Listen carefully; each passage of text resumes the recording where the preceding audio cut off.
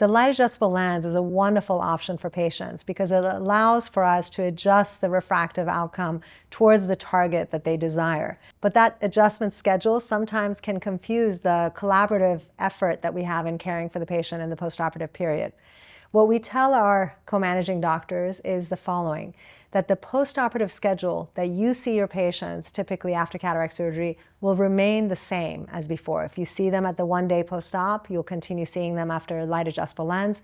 If you're seeing them at the 1 week post-op, you will be seeing them too at that point. The difference is that at the 1 week, you will start having a conversation about the refractive target, meaning what is their goal for the surgery. Typically, that's already laid out prior to surgery. A patient may, for example, want monovision ahead of time. We already have an idea of what their monovision target will be.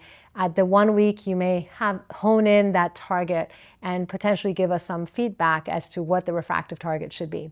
We then see them 3 to 4 weeks after their second eye. And at that 3 to 4 week visit is when we do a refraction. We have further discussion about target planning and what their refractive target should be. And then we do the first adjustment.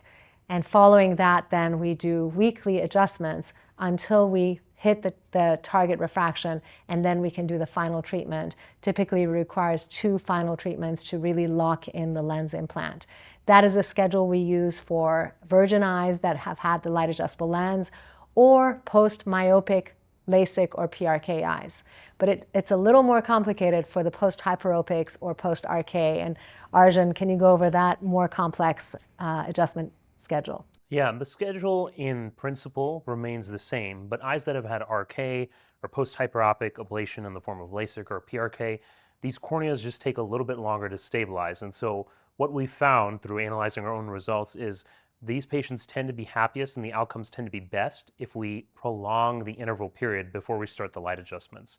So for anyone who's had RK or a history of hyperopic, LASIK, or PRK, we'll actually wait about 8 weeks before we start that first adjustment, and we wait 2 weeks in between each of the adjustments, and that allows the corneas time to stabilize. It allows the patient time to experience what each adjustment gives them before they decide on what to commit to in terms of a refractive target.